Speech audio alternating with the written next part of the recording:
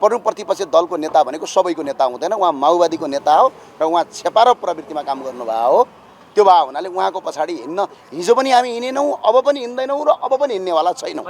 संसदमा कुनै पनि सदस्यले संसदका काम कर्तव्यमा आफ्नो चित्त बुझेन भने उसले आफ्नो आवाज राख्न पाउँछ। त्यो आवाजको सम्बोधन सभामुखले या सत्तापक्षले गर्नुपर्ने हुन्छ भन्ने नियम हुँदाहुँदै सभामुखले आज के गर्नुभयो, सिधा कुरामा भन्दाखेरि भिजिट भिसा प्रकरणमा स्वयं अहिले नेपाली नागरिकहरू बिक्रीमा परेका छन्, सरकार स्वयं संलग्न छ भन्ने कुरा पछिल्ला तथ्य र प्रमाणले देखाएको छ।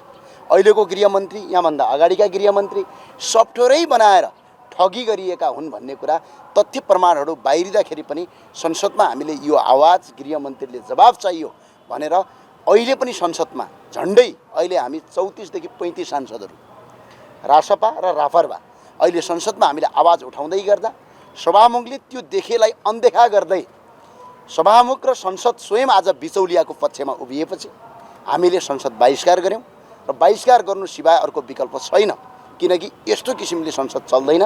त्यही भएर रापरपाले अहिले यसरी जुन संसदमा उठेका आवाजलाई सम्बोधन नगर्ने, संसदभित्र बस्नु अहिले औचित्य हुँदैन र यो औचित्य प्राप्त हुँदैन र यसले विधिगत शासनका विरुद्धमा जान्छ, नीतिभन्दा विरुद्धमा जान्छ, नेपालको संविधानका विरुद्धमा पनि छ। यो संविधानमा पनि हरेक नागरिकको अधिकारको कुरा गरेको छ, यहाँ त संसदको अधिकारको कुरा हो। यहाँ हाम्रो नियमावली बनाएका छौँ, नियमावलीका विरुद्धमा सभामुख चल्नुहुन्छ भने त्यो संसदको के महत्त्व रहन्छ। त्यही भएर हामीले संसद बहिष्कार गरेका छौँ र जबसम्म भिजिट भिसा प्रकरणमा सभामुखले यसरी संसद चलाउनु भयो भने फेरि पनि हामी सोच्न बाध्य हुनेछौँ र आजको दिनमा रापरपाले संसद बहिष्कार गरेको छ। असार 31 गतेसम्म बजेट पास गर्ने कानुनी प्रावधान छ, आज असार 1 गते हो, समय छ। यो चाहिँ के हो भनिएको भने भिजिट भिसा प्रकरणमा सबैको दल पार्टी नेता, अब त संसदका केही पदाधिकारीहरूको पनि भित्तामा जो हामी विरोध गर्नु बाहेका पदाधिकारीहरूका घर घरमा पनि भिजिट भिसाको पैसा पुगे जस्तो छ।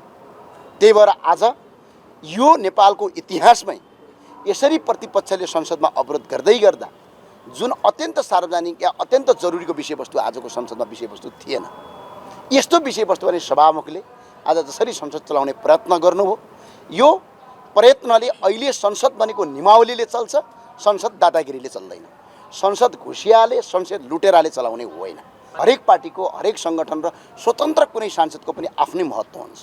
कुनै अर्काले गरेको विषयमा जाँदैन र प्रतिपक्ष दलको नेता भनेको सबैको नेता हुँदैन। उहाँ माओवादीको नेता हो र उहाँ छेपारो प्रवृत्तिमा काम गर्नुभएको हो। त्यो भए हुनाले उहाँको पछाडि हिँड्न हिजो पनि हामी हिँडेनौँ, अब पनि हिँड्दैनौँ र अब पनि हिँड्नेवाला छैनौँ। यो भिजिट भिसाको अध्यागमनको छानबिन सरकारले पनि गर्ने, यसको लागि दीर्घकालीन ढङ्गले कानुनी र संरचनागत सुधार पनि गर्ने भन्ने प्रतिबद्धता जनाइसकेको छ एकातिर भने, अर्कोतिर अख्तियार दुरुपयोग अनुसन्धान आयोगले अनुसन्धान र छानबिनको प्रक्रिया थाली पनि सकेको छ। अब यो छिटै एउटा टुङ्गोमा पनि पुग्छ र अध्यागमन र भिजिट भिसामा आगामी दिनमा कुनै पनि नेपाली नठगिउन् भन्ने कुरामा हामी सबैको साझा मत छ। अब त्यही कुरा हामीले रासपाको साथीहरूलाई पनि भनेको हो। उहाँहरूले छानबिनको सुनिश्चितता खोज्नु भएको थियो, नेपाली कङ्ग्रेस र हामी सहित बसेर छानबिनको सुनिश्चितता हुन्छ भन्ने कुरा उहाँहरूलाई ग्यारेन्टी पनि गरेको हो। उहाँहरूले समय तोकौँ भन्नुभएको थियो, समय पनि तोक्ने कुरामा हामी सहमतै थियौँ। 1 महिनाभित्र काम थाल्ने भनेर उहाँहरूले प्रस्ताव ल्याउनु भएको थियो, त्यसमा हामी सहमत थियौँ। तर अचानक उहाँहरू फेरि पछाडि हट्नुभयो। किन हट्नुभयो त्यो थाहा छैन। अब यसो हेर्दा रासोपा एउटा उदयमान पार्टीको रूपमा यहाँ आएको छ, हामीले उहाँहरूलाई सम्मान गरेका छौँ। युवा साथीहरू हुनुहुन्छ, पढे लेखेको साथीहरू हुनुहुन्छ।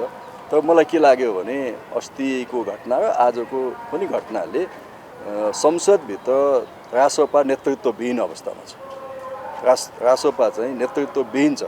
जब पार्टी नेतृत्वविहीन हुन्छ त्यो अन्यलमा पर्छ र रासोपा अहिले एकदमै बादलभित्र उडिरहेको काग जस्तो यो उद्देश्यविहीन र गन्तव्यविहीन अवस्थामा यो अवरोधमा उहाँहरू सामेल हुनुहुन्छ।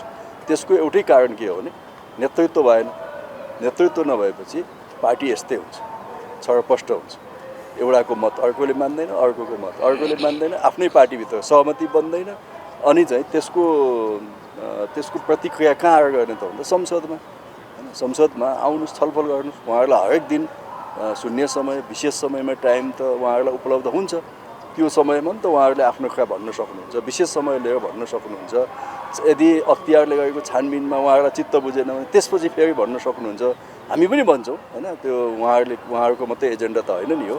त्यस कारणले उहाँहरूले उपयुक्त परिपक्व संसदीय अभ्यास देखाउनु भएन।